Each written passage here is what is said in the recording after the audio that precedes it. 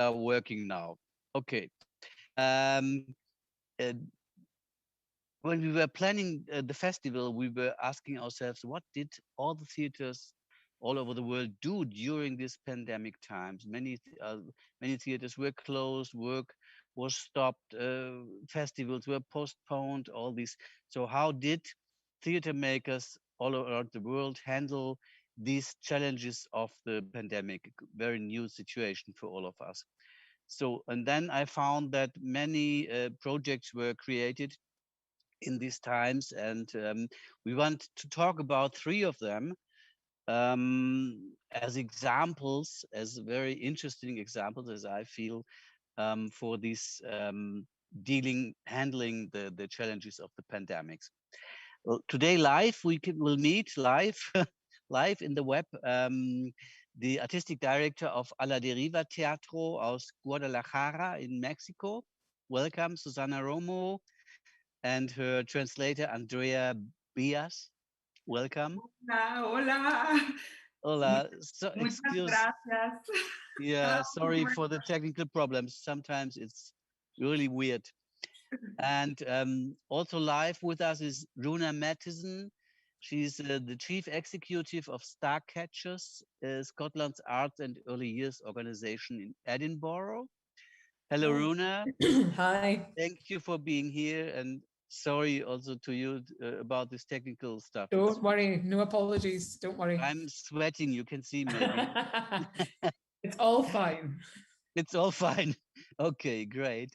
And the third example will be from Colibri Theater from Budapest in Hungary. They cannot be here with us live today, but because in Hungary, that's interesting, maybe the theaters are reopened already. They are performing.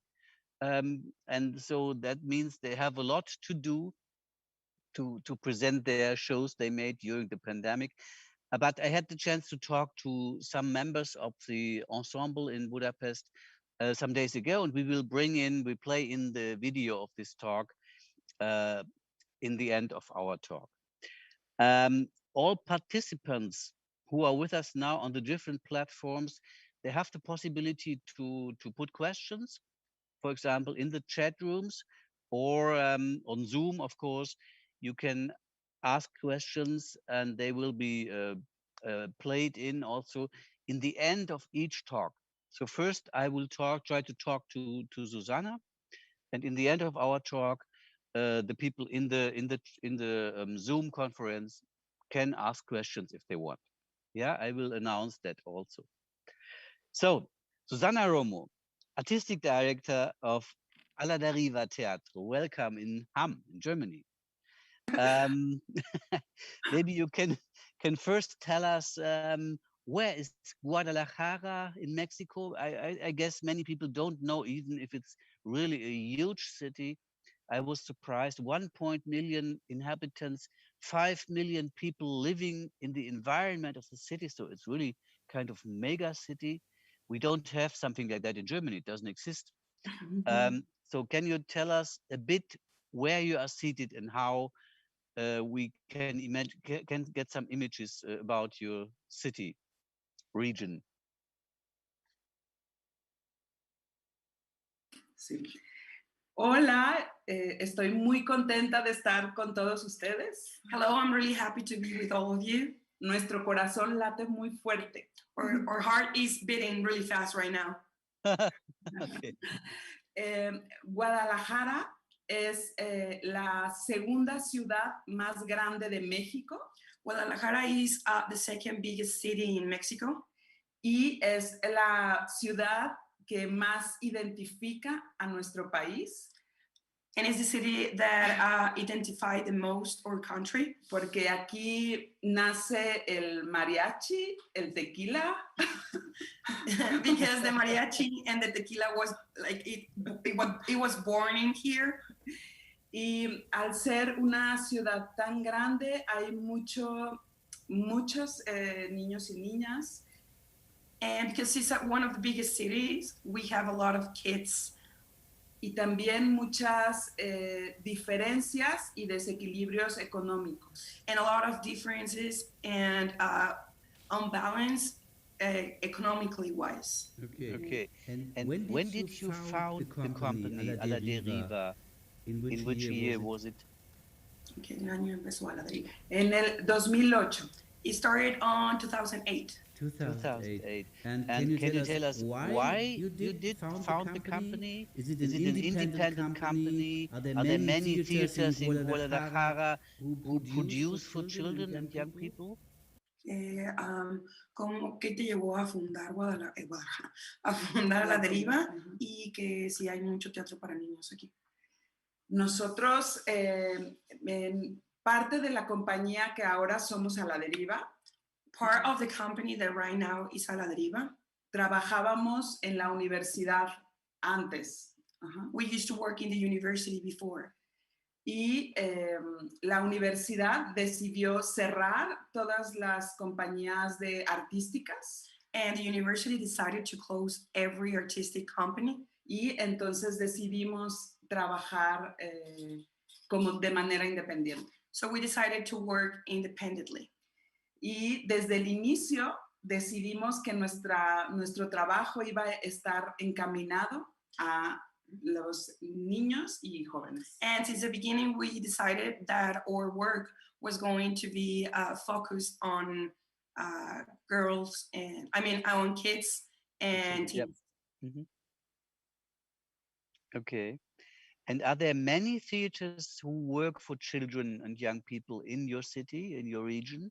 Or are Sí. you one of the only ones? No, sí, somos muchas compañías que hemos ido poco a poco profesionalizando el trabajo hacia los niños. There's a lot of companies, and we have been working on getting more like professional on the work for kids. Nosotros no lo hacemos, pero en Guadalajara hay una gran tradición de teatro de títeres para niños. We don't do it in our company, but in Guadalajara, there's a big tradition with puppets for kids. Okay. So I was trying to get a translation for your name, a la deriva, and I guess it's kind of programmatic for your work. Maybe can you tell us what it means, a la deriva? Es no tener un puerto seguro. It means not to have a secure port. Ir siempre buscando cosas nuevas que nos muevan el corazón y el pensamiento. And always be looking for new things that move our hearts and our minds. So you're also not having a known theater where you're based in. You're really wandering to perform in different locations all over the region or all over the country. Que no tienes un teatro exacto, que siempre estás como a todos lados. Exacto. Nos gustaría tener uno, pero no tenemos la manera de tenerlo y vamos a buscar siempre lugares donde estar. We would like to have one, of course, but we can't right now. So we are looking around and finding places to be. And what is your target public? I mean, the age, are you working for small children, for school children mainly, or for adolescents as well? What is your public? Whom do you address your work? ¿Cuál es tu público en el que como que te ubicas, como que para ellos va? Desde hace 6 años me dedico solo a los primeros años, al teatro para los primeros años. Mi compañía es grande para nosotros, para México. Okay. So I've been working the last years in the first years of age, like really small kids, and our company is really big in this matter. Y entonces hay otros directores que se dedican a edades mayores, a niños y niñas más grandes y adolescentes. And there are other directors that are focused on older kids.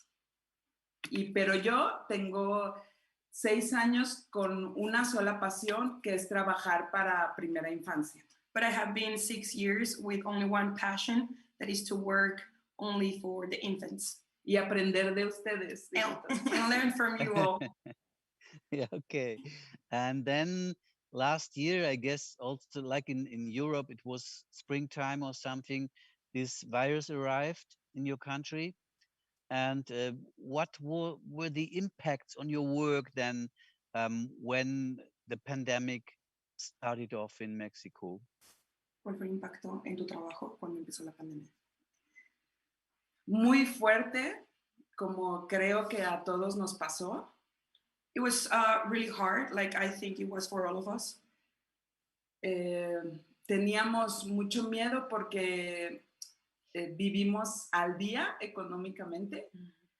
We were really scared because we live by the day economically wise. Y teníamos miedo porque en México aumentó mucho la violencia por el encierro de las familias. And we were scared because in Mexico, the violence increased and we were caring about our families. Y queríamos ayudar a las familias de nuestra comunidad. And we wanted to help the families on our community. Pero no sabíamos cómo. But we didn't know how. Okay. And then you made a very important decision. You decided if the public cannot come to the theater, you will visit the public, right? Dice que si el público no puede venir aquí, nosotros llevamos el teatro. Sí, era importante seguir encontrando una manera de saber que estábamos juntos. Yeah, it was really important to find a way that to know that we can be together, that something that kept us together. Okay, and then you created a project that is called Kamishibai en la Ventana. And before we talk about that, we want to get some images. We have a very nice film you have sent us, and we will start it now. See you after the film and talk about the project, okay? Okay.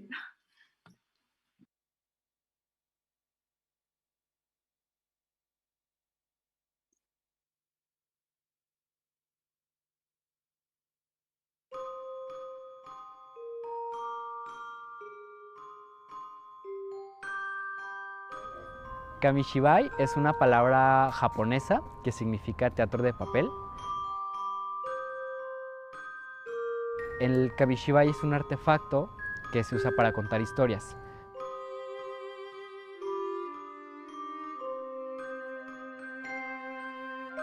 Se usó en varias épocas en Japón. Se subía a una bicicleta, un narrador de historias, lo ponía en su bicicleta e iba visitando de pueblo en pueblo. Surgió después de una guerra, cuando había que darle función a los niños, como para sacarlos un poquito del contexto en el que estaban.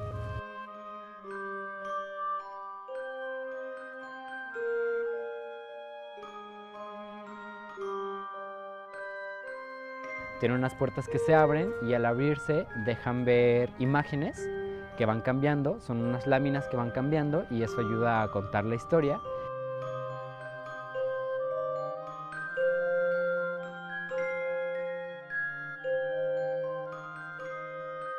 No vamos a esperar a que los niños puedan venir a los teatros. Este proyecto está generado para nosotros ir a ellos, a sus casas y visitarlos de ventana en ventana.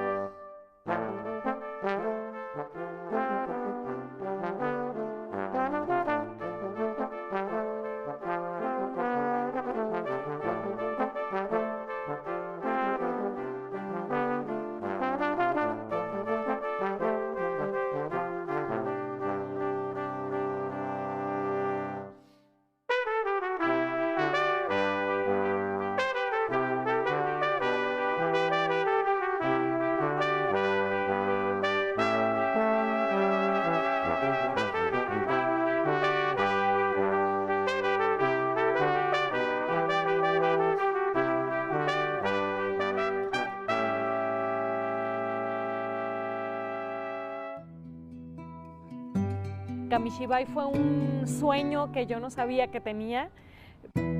Ha sido un regalo tremendo.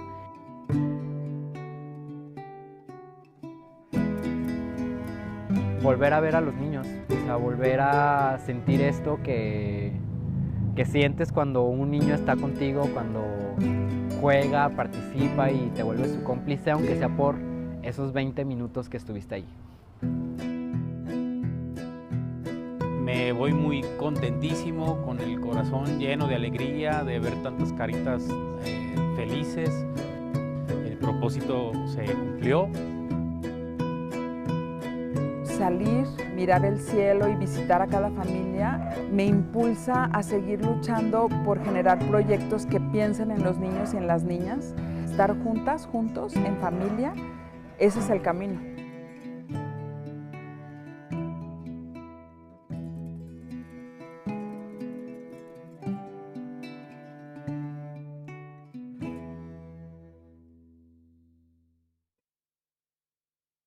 Wow.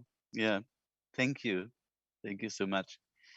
That's good to see so many happy faces of children and parents. And what Kamishibai is a certain technique to tell stories. You're explaining that you have a kind of theater, kind of book, and you tell stories. It's a Japanese technique originally, right?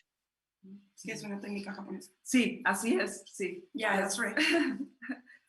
Sí, que se usó precisamente para en varios momentos de crisis en Japón, subían el kamishibai a la bicicleta. It was precisely used in a lot of bad times that Japan happened. So they took this small theater and put it on the back of the bicycle. Y visitaban a los niños y las niñas en los pueblos. And they visited the girls and boys in little towns. Okay, and the title Kamishibai en la ventana means Kamishibai in the window or in front of the window. And that's what we really experience when we see it. So how many performances did you do then in front of the houses, in front of the windows? Llevamos como unas 50 más o menos. We have done around 50. Porque hemos tenido varias etapas. Because we have had different stages. Okay, and how were your experiences? Were everybody always smiling? People didn't wait. Did you announce, we will come now, we will perform? Or have you just gone there and started off to play? ¿Y cuál fue tu experiencia? ¿Que si todos estaban sonriendo todo el tiempo o que si tú les avisabas que ibas a ir o solamente llegabas? Todos sonríen y regularmente los niños sonríen y las mamás y los papás lloran un poco en algunos momentos. Usually the kids are always smiling and the parents are crying. Crying, yeah. Yes. Yeah, because they were so touched. Sí, era muy, muy fuerte para ellos, para los papás. It was really like hard for the parents. Mm-hmm. Sí, eso, que nos poníamos, en México es muy tradicional la serenata. So in Mexico is really customary the serenata. Serenata in Mexico is when you bring music, usually it's mariachi, so you bring the music outside the window and they play for the people inside. Ah, really? Okay. So people are used that sometimes artists appear and do something in front of their house. Entonces están acostumbrados a que los artistas aparezcan en sus ventanas. Y entonces nos poníamos de acuerdo con la mamá y para los niños era una sorpresa escuchar la música afuera de su ventana. So we talked with the mother, so the kids didn't know. So it was a surprise for the kids. They started listening outside. Yeah, that I saw in the faces of some children on the video. I thought they are really surprised. Okay, great, very nice, beautiful. And can you tell us about the situation today? What is today? Can you perform again in theaters, or is it still closed, everything? What is the situation now? La situación del teatro. Sí. Me gustaría solo complementar que en Guadalajara hay muchas comunidades sin internet y entonces el proyecto cobró más fuerza por eso. I would just like to add that in Guadalajara there are a lot of communities without internet, so that's why the project got really big and it touched people because they weren't used to something like that. Yeah. Otros niños podían ver cosas en la computadora, pero hay muchos niños que no. Because a lot of kids could see things through the computer, but other kids couldn't during the pandemic. Okay. And how is the situation today? Can you perform again? Can you invite people to come into the theaters, or is it still closed, everything? Ya podemos invitar a las familias en este momento al teatro, pero con muchos protocolos de seguridad y muy poco público. Right now we can invite the families to the theater, but we have a very strict protocol, so, and it has to be really a small amount of public. Okay, that's comparable to what we have in Europe at the moment. I have one question, one last question from my side is, imagine the day, a day when the pandemic is really over. Will there rest something from these times as experiences or as ideas that you want to carry on in the future? Que cuando la pandemia se acabe, si te gustaría estas ideas que tuviste, llevarlas como al futuro. Sí, vamos a seguir dando serenatas. She said that yes, we are going to continue giving serenatas. Sí, porque además hay muchos lugares donde no hay teatros. En el centro de la ciudad hay muchos teatros, pero hay muchos municipios en la zona wixárika, en la costa. So yes, because there are, in some places there are not access to theaters. Like we have theaters just in the center, like in the middle part, like in downtown, in those areas. So there are not theaters in the north or maybe in the coast. Vamos a llegar. So we are going to just get there. Okay, perfect. Thank you so much. I want to ask in the community now, in the Zoom, to the Zoom participants, are there any questions you want to put to Susanna? I can't see you very good, so I'm not sure if I need help for that. I don't see questions. Is anybody? No. So I think we did a good job, Susanna. Everything seems to be clear. So for the moment, I say thank you, but stay with us until the end because you will experience also other projects, and it was very nice. Thank you for spending your time with us for a little moment. And next time, physically, 2023, please come to Ham. Okay, this was the first part of our talk. Now I would like to introduce Runa Mattison from Starcatchers in Edinburgh.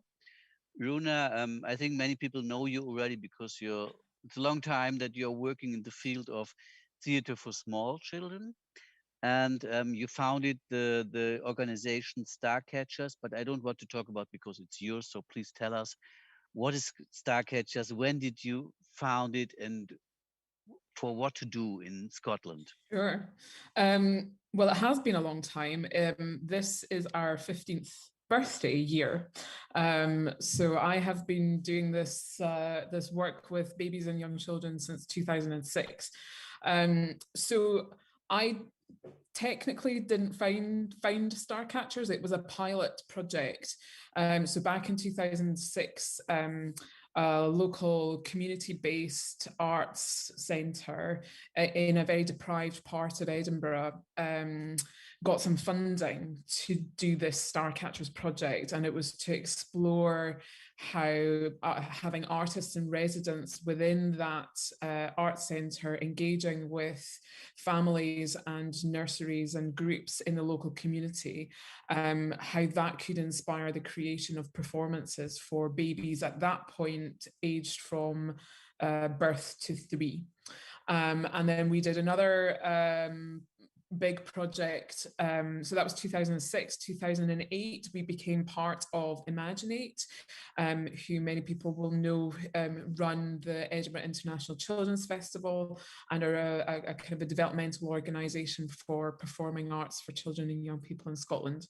And we sat within Imaginate for another 2 years and did another big residency project working in 4 different art centres. And actually one of those artists is the artist that is involved in the project that we're going to talk about Mixed Up shortly.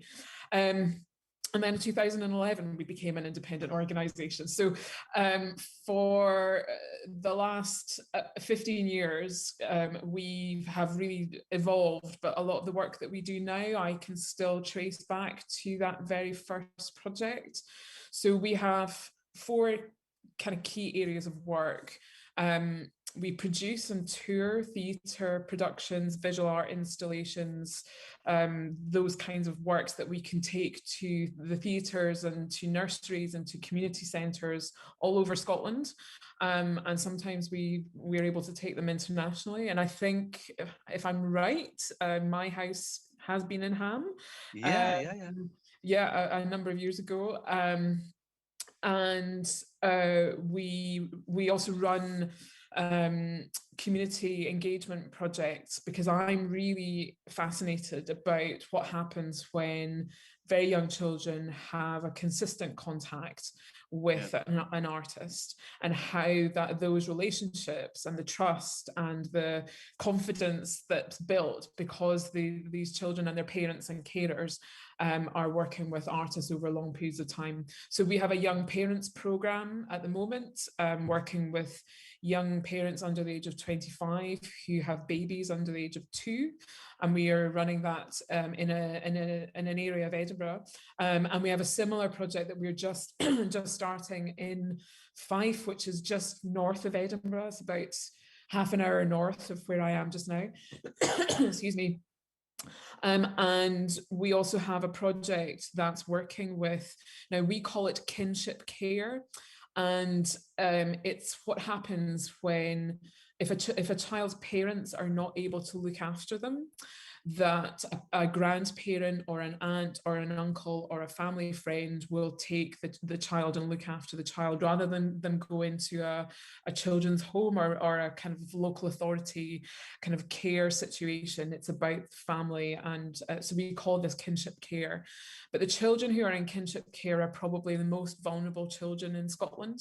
Mm-hmm. So we run a project in a part of Scotland that's working with a brilliant children's organisation called Children First, and with some fantastic kinship carers and the children that they have.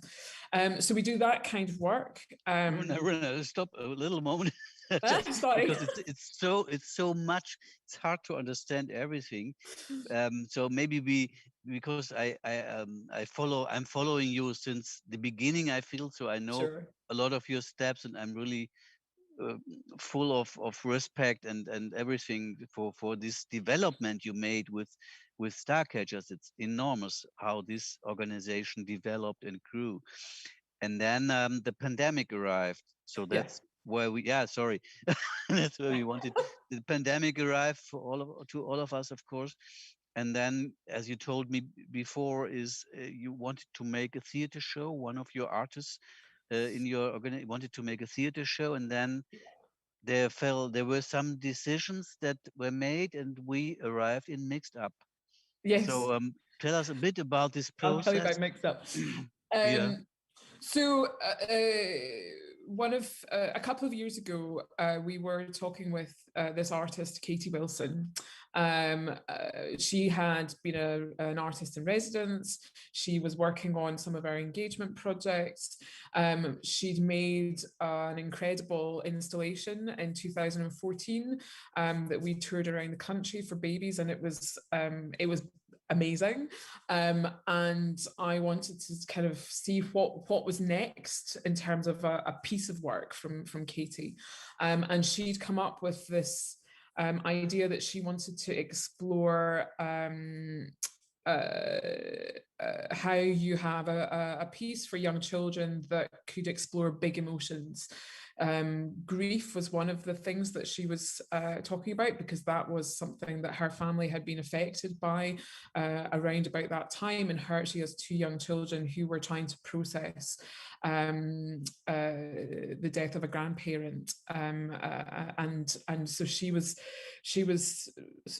managing that for her children, but also aware that this is something that lots of children have to deal with. Yeah. So how can the arts be a vehicle to explore this? So we did some development on a piece at that time called Mix Up, that had breakdance and it had paint.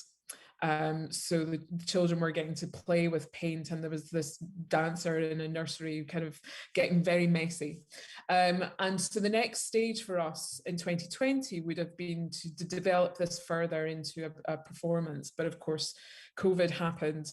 Yeah. And we were thinking that we just had to pause this until we would be able to find the time to take this further. But last summer, Imaginate made a call out for a new commission for their festival in 2021. And so Katie took this as an opportunity to apply, and was successful to develop Mix Up. And I think one of the reasons that she was so excited about it at that point was because of COVID, and actually having so all of us were having to navigate the challenges and the emotions of lockdown, of loss, of grief, and trying to find the positives in amongst all of that.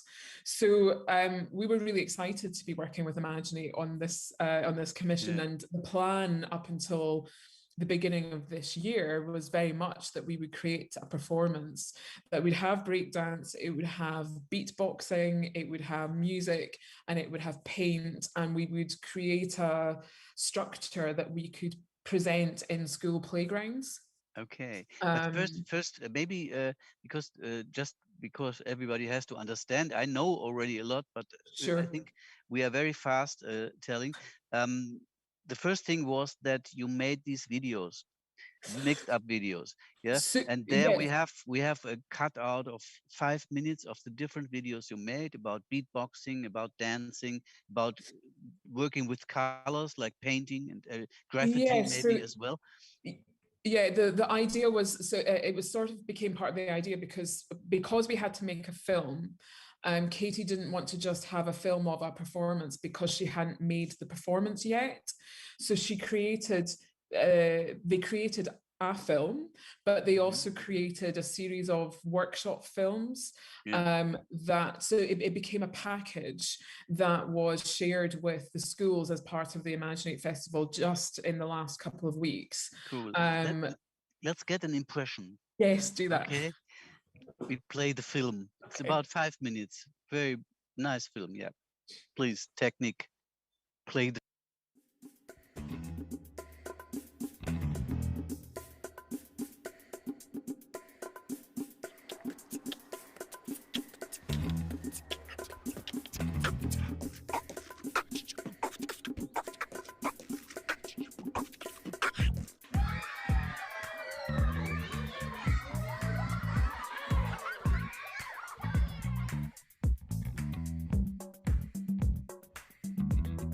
Mixed Up is a project that came to me when we were in lockdown last year, living with my two young sons, and it struck me that I'd been working on a project involving dance and paint and getting messy and spinning, and I also had an idea about making something about grief for children because it was something that we'd experienced in my family, and suddenly it felt like when everyone went into lockdown and we were all having really turbulent roller coaster emotions, that actually we could explore grief and separation in quite a wide way that children could reflect on their own in their own terms through the paint and the dance.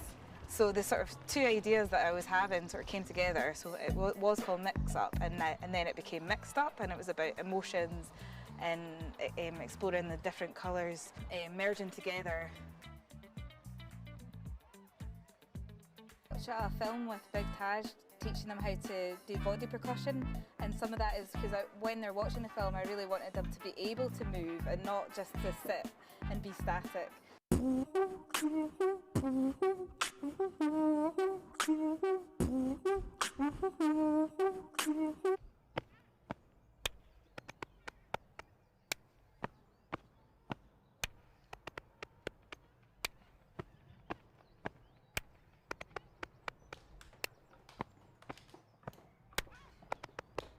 Try it, stamp your feet, listening to the beat. Stamp your feet, listening to the beat. Stamp your feet, listening to the beat. Stamp your feet, listen to the beat. Stamp your feet, listen to the beat. And they watch the main film.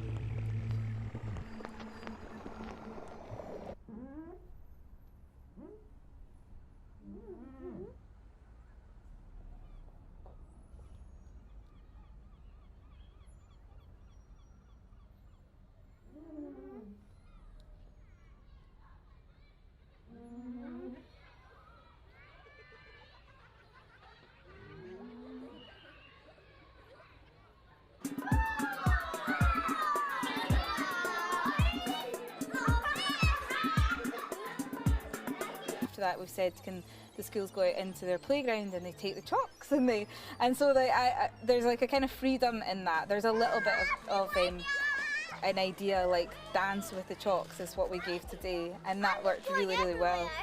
Just to get them maybe processing some of the film, maybe like just enjoying drawing because they've seen drawing during the film. Loads of them were moving about and feeling like they can dance. Like dun, dun. And here's the music. I do curly and like that.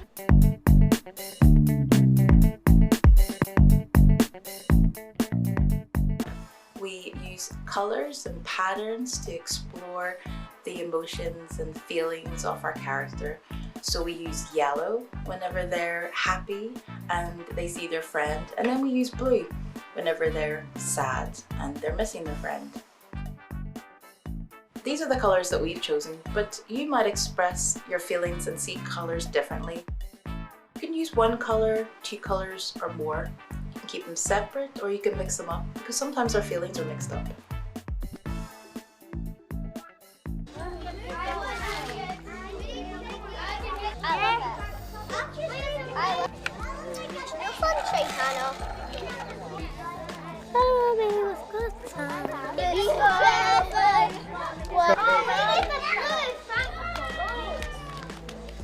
Mine is everything. I just feel everything today. Woo!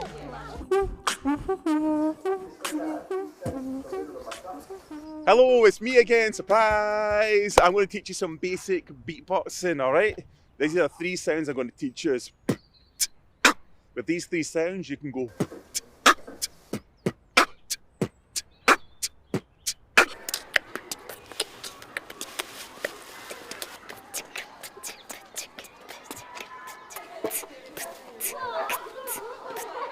It's been a great success, a big hit. The children have really enjoyed themselves, they've been painting all their feelings, they've been really engaged and excited and wanting to take part. Fun and happy and to get some a lot of art, like to play with you because you're the best. It was so much fun. I liked the painting and the chalk because you got to make whatever you wanted in pattern. Yeah.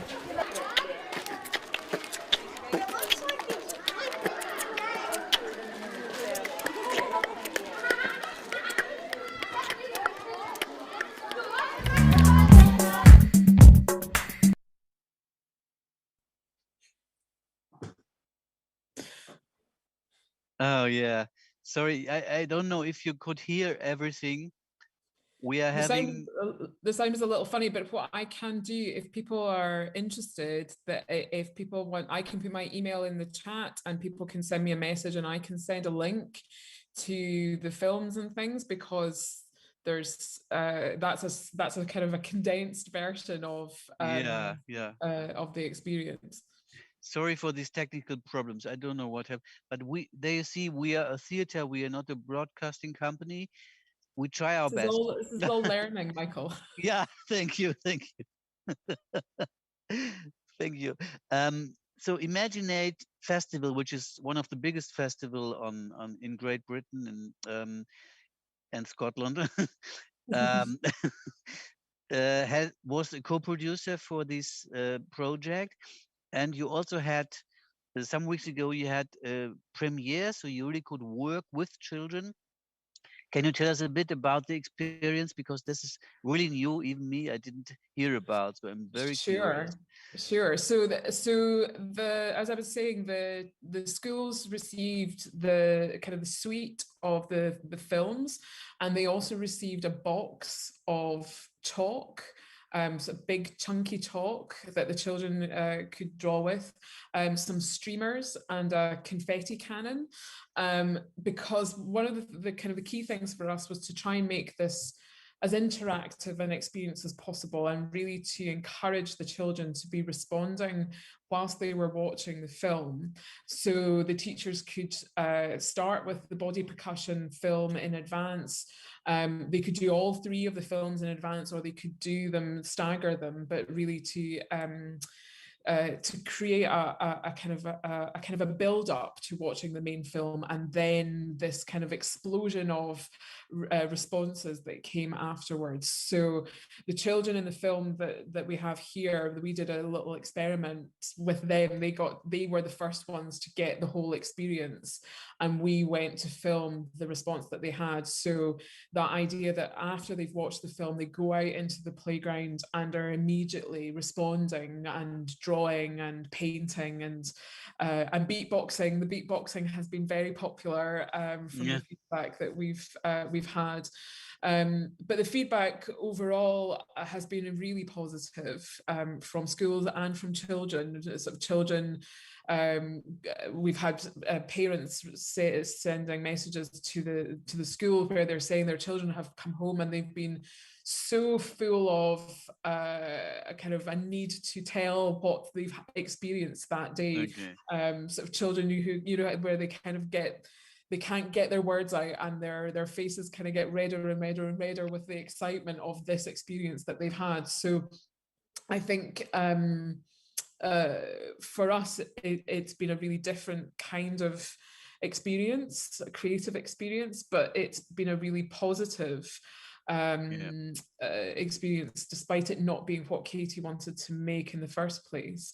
But what's been really exciting is that in partnership with Imaginate, we're now in conversations with the Edinburgh International Festival to create a live version of the performance that we can take to some schools later in the summer. So this is not something that just ends with we have a package of films that we could share to schools or to festivals or to audiences, but actually we have both a live experience and these films, and they can sit really beautifully together, but can also sit equally in their own right. So there's lots of learning to take from this.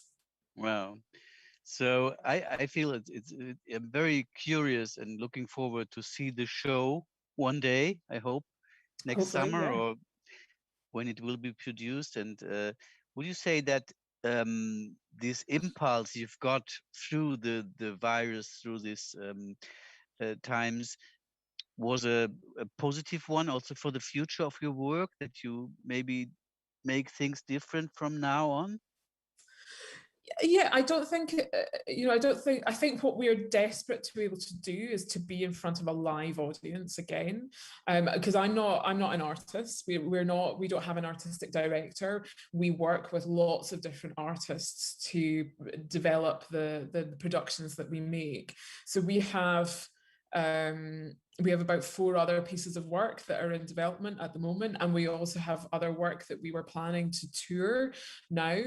We made a circus piece in 2019 that again was supposed to be at the Children's Festival last year, and then maybe this year, but hopefully it will be there next year. Because nothing beats the live experience. I think the film experiences are really important, and the online work that companies have been able to adapt to over the last sort of 18 months has been incredibly important. But it would be so much better for us all to be in a room together, to be having this conversation, because there's so many other things that you can do. But at the same time, there are advantages to this, because we don't have to travel to kind of gather and things like that. But we will take the positive things from this, and that will definitely inform the work that we will do in the future. It's always been a part of how I've approached our work, is that we always try to learn from the work, the experiences that we had, and that informs what we do next. So this has been, for the work, the work that the artists are making, but for the work of the organization as a whole, there's no doubt that this experience has definitely changed our approach to working. Yeah. So thank you for the moment, Runa. We will go on watching you, your organization and your projects, and thank you very much for telling us for sharing your experiences. And we step on now, because the time is running as well. So we will get some ideas about Colibri Theater's projects they did during the pandemic. And as I told in the beginning, this we cannot do live, so we made a little video, and that you will see now. Afterwards, we meet again, so please stay in the Hello. Zoom. Welcome to hellwach Fest. We will have a last final moment together. Or do we have any questions? Sorry, I didn't ask. Is there some questions? No. But if you want to talk to Runa, she just put in her email address, so it's very easy if questions are coming up to do that later via email. So we start off the video of Colibri Theater, please. Hello, welcome to Hellwach Festival number 9. This year it's the only digital version, so we meet each other in the World Wide Web. In the beginning, I would like to introduce yourself, so please tell us your names and your function in Colibri Theater in Budapest. Okay, hi, my name is Fanny, and I'm responsible for the international relations in Colibri Theater.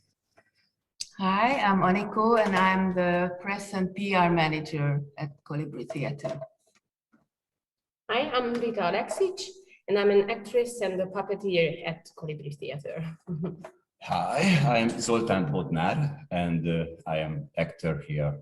Nearly 30 years ago, we joined the Colibri Theater, and puppeteer, of course. Okay, thank you. So Colibri Theater is, I think it's the largest theater for young people in Hungary, is it right? Yes. Yeah. So could you please tell us a bit about your history? You just told us that Colibri will be 30 years old next year. So I guess there will be a big celebration. But tell us a bit about Colibri. What is your daily work? Whom are producing for? And just that we get a general overview about your work. Okay. So Colibri Theater for Children and Youth was established in 1992 by the municipality of Budapest and also the state, the Hungarian state. And so we are going to be, as you mentioned, 30 years old. Actually, this year, next season, 2022, we have, yes, so this is the largest theater for children and youth in Hungary, with an ensemble of about 25 actors. And we produce productions, shows for children and youth from the age of 0, literally, till 18 or even 18 plus. We have, Colibri Theater has 3 venues, a big one with an auditorium which can consist 220 people in the audience, and with 2 small venues, one for the smallest and one for the youth productions, quite close to each other with around 50-50 seats. And yes, as you also mentioned, Colibri is the first one who presented shows for the smallest from 0 to 3 in Hungary. We've been doing this since 2003 in the frameworks of different European Union projects. First, Glitterbird, and then Small Size, Big Citizens. And we've been still doing it today. And just in the last 30 years, Colibri Theater has been directed by János Novák, and as you probably know.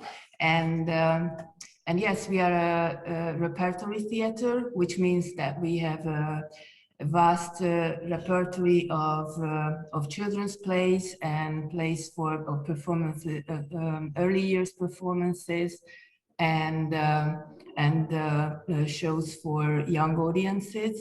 And we also have a very important and large theater in education program, mostly connected with our youth performances, but even for the younger ones, we have some sessions, reading sessions, and workshops where they can talk about what they have seen, and we have some excellent experts, drama pedagogues, drama teachers that lead these workshops and sessions. Yes. Anything else? Nothing more. It's enough. Yeah, I think it's a wide range of work you're doing. You're performing with puppets. You're performing as actors, as performers. You're doing very modern, innovative forms for Hungary.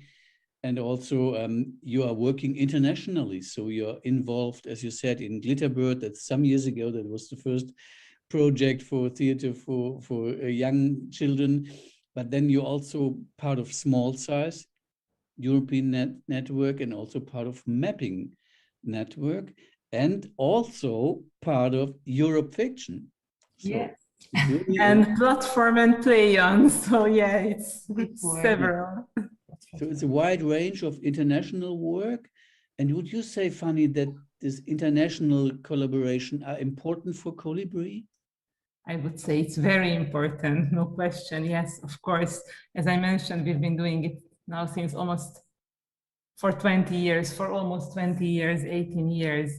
And yes, all these collaborations gave us the opportunity to produce different kind of shows, which I'm not sure we would be able to do without them. So yes, and also to meet new people through the European Union cooperation, through ACITEJ, it is very important in every aspect. Yes. And I also think that that was very important to have different performances, European-wide, not worldwide, but European-wide, which we could learn from.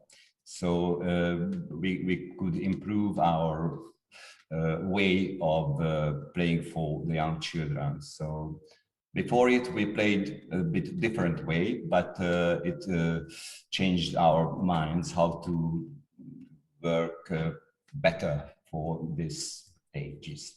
Okay, that's interesting. And how I think we don't know a lot about Hungarian theater for children and young people.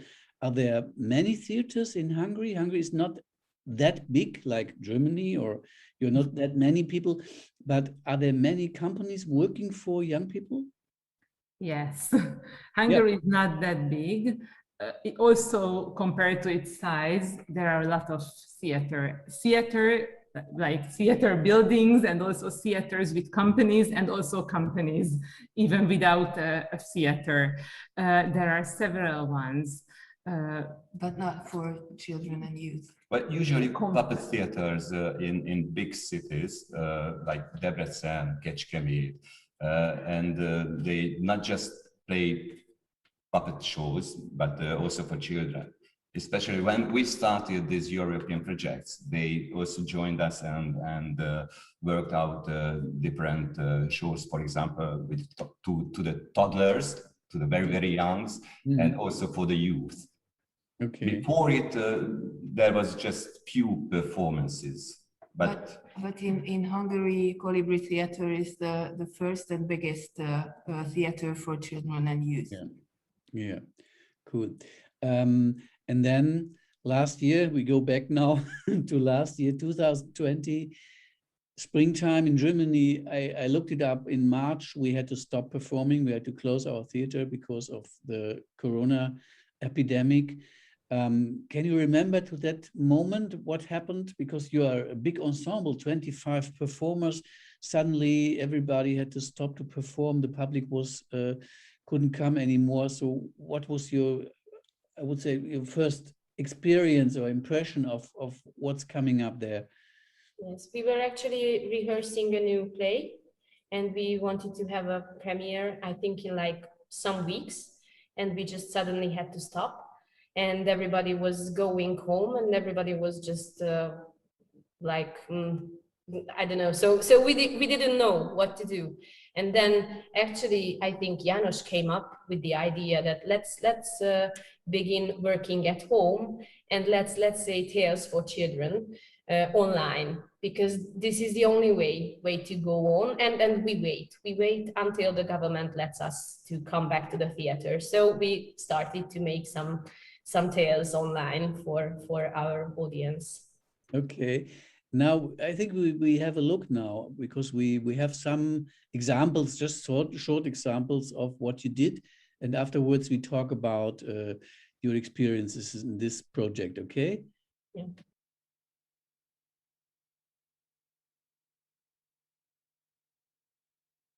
Kolibri színház vár, minden nap mesélünk nektek a YouTube csatornán. Kolibri színház vár, Kolibri színház vár, Kolibri színház vár. Mese a járványról, nem csak gyerekeknek. Mostanában nem lehet óvodába és iskolába menni, de valamiért még sincs senkinek vakáció hangulata. Szomorúak és kihaltak az utcák, mintha mindenki elutazott volna. Pedig nem utaztak el az emberek, csak bezárkóztak a lakásaikba. Nem lehet meglátogatni a nagyjékat, nem szabad átmenni a szomszéd gyerekekhez, és apu és anyu se járnak be a munkahelyükre. Mindenki egy vírustól retteg, pedig olyan aprócska, hogy szabad szemmel nem is láthatjuk.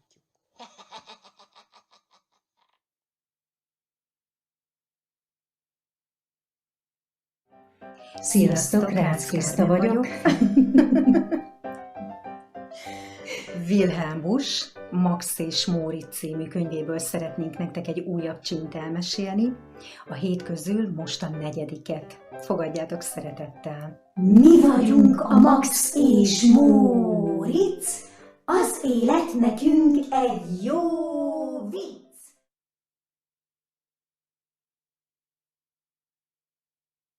A szétszórt almák.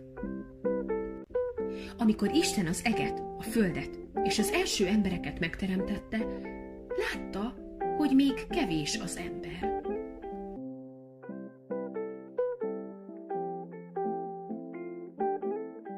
Fogott Isten egy mérő almát, mindegyiket félbevágta, és emberré változtatva szétszórta a földön, mondván, hogy mindegyik keresse meg a másik felét. Ez az aprócska vírus elég fiatal, éppen csak kinőtt a gyerekkorból. A távoli Kínában született, és őt is beiratták az iskolába, ahová a vírusok és a baktériumok járnak. Ez az Undisuli nevű iskola egy nagy penészes szivacs. Ennek apró lyukaiban vannak a hosszúkás, homályos osztálytermek. A felső tagozatba a baktériumok járnak, mert ők nagyobbak. Az alsó tagozat óráit a vírusok látogatják. Erre bum! Robbanás! Írtóztató durranás! Kanna, csésze valahány, tintásüveg s a dohány, kályha, asztal, karosszék, sziporkázva röpült szét!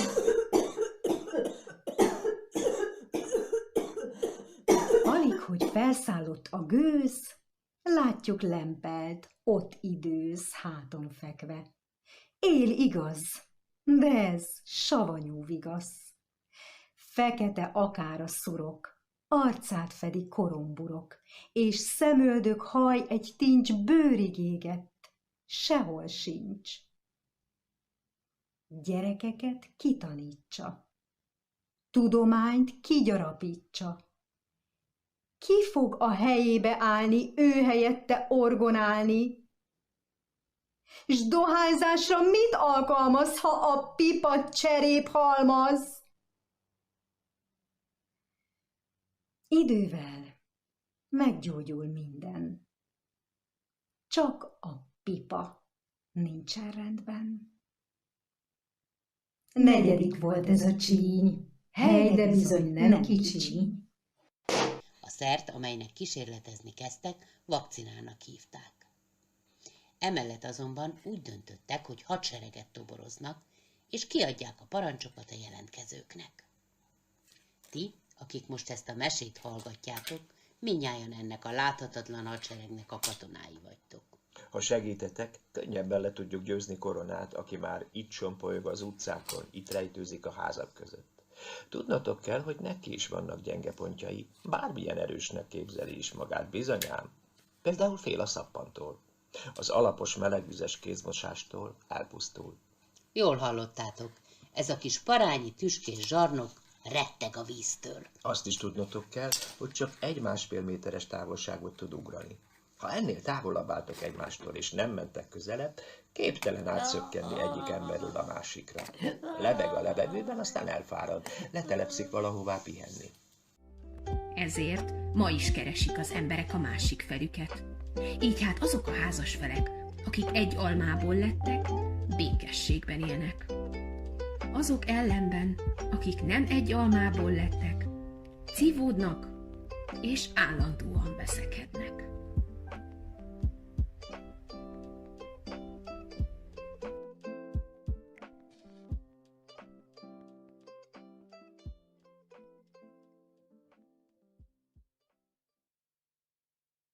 No. So, and then there was this special moment when the epidemic came up and you all were at home, as you told me, and János had the idea to say, okay, if we cannot work in the theater, we work at home. It's a good thing if you have an ensemble of many puppeteers, because puppeteers, they can make little shows, little things. And how did you like this idea, or what was, how did you feel in that moment? Can you remember that? Well, we were actually very happy that this idea came up, because this was a very good way to keep in touch with our audiences. And actually, when we started, we didn't think that we would last that long, but we have been doing this for more than a year now, which is, I think, a huge thing during the epidemic or the pandemia. And I'm not an artist myself. I am responsible for broadcasting these tales on a daily basis. And my colleague here, Zoli, is the one who edits the stories and uploads them to our YouTube channel. So the idea is that during weekdays, we broadcast one tale each day at a given time at 6 o'clock in the evening. So everybody knows that at 6 o'clock every day a tale will come up from Colibri Theater. And actually, these tales have become very, very popular.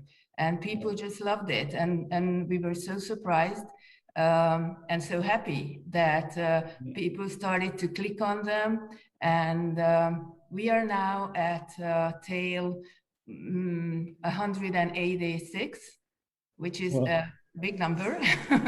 And we have viewers of close to 40,000 viewers, which of course means more people, because these are only the clicks on the link. So we broadcast these tales on our YouTube channel and also on our Facebook site, and I would say that our artists, our actors did a wonderful job. Absolutely.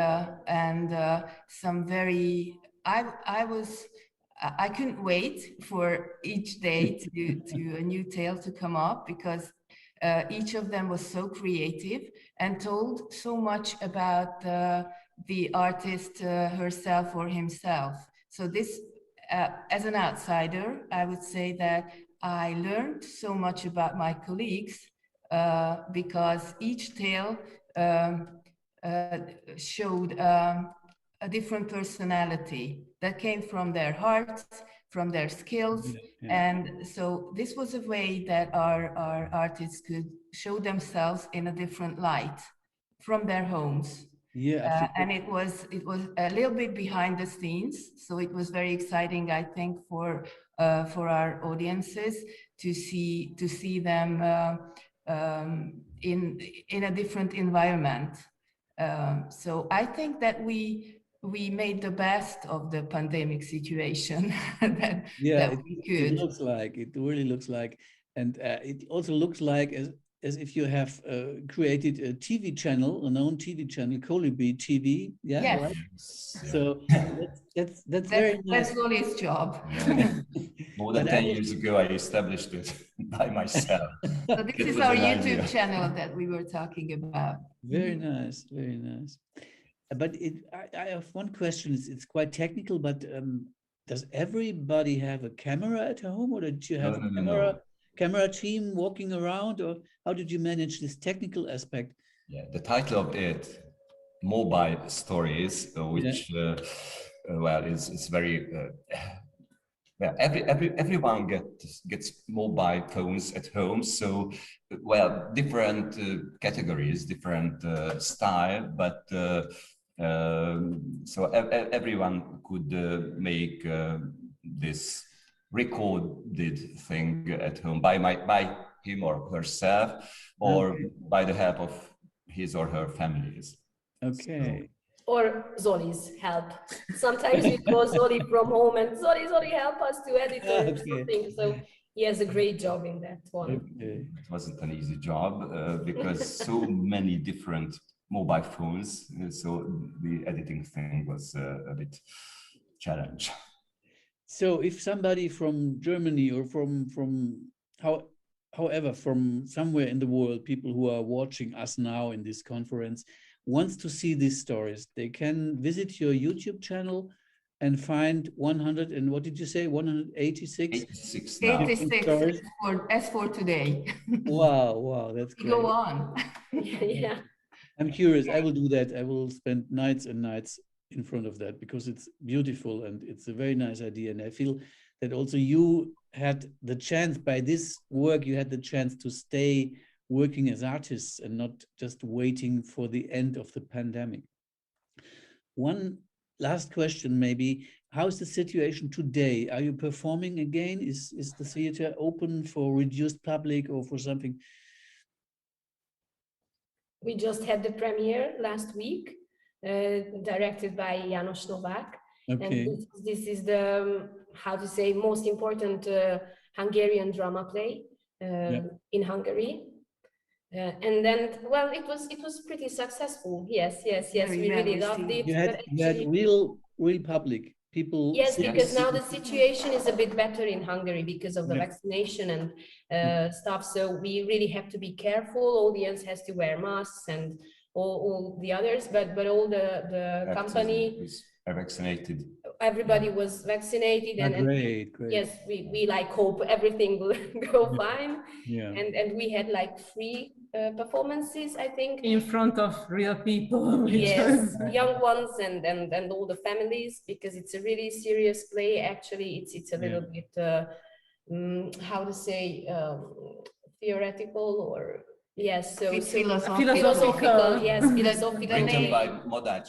Yes, and the tragedy of man. Yes, this title. So it's really big, great play to do it, and then we just loved it to do.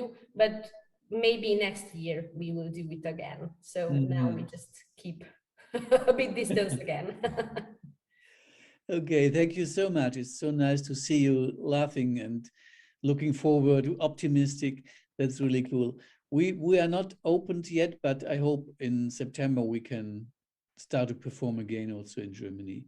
Thank you so much for this meeting, and hope to see you physically one day again. And I send our greetings from Hellwach Festival to Budapest, and take care. Thank you so much. Thank you. And we are going to watch Hellwach digital from our home. Please do. Feel invited. Watch everything. So at least we can participate somehow. Great. Thank you very much for giving us the chance to talk about it. Oh no, it's on my side.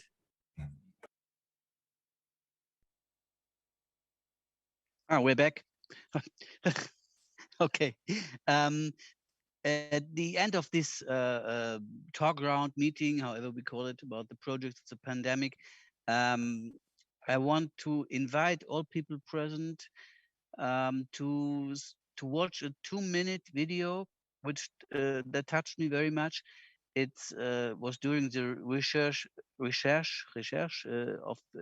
for this project, and it shows very nice what was possible before the pandemic and what will hopefully be possible very soon again. It's from a second-hand dance company. They're based in Great Britain, and it's the trailer of their production Touch. Rosie Hefford, the artistic director, told me that they are planning a tour in spring 2022. And that's still possible to invite the company to perform on your festival or in your theater, however you want that. So I wish have fun for 2 minutes with the trailer of Touch. I want to thank everyone who was talking here. Thank you to Susanna Romo, to Andrea Bias for translating. Thank you to Colibri Theatre, who are not here now. And thank you, of course, to Runa Mattison from Edinburgh. Enjoy the 2 minutes, and I hope to see you again. Bye-bye.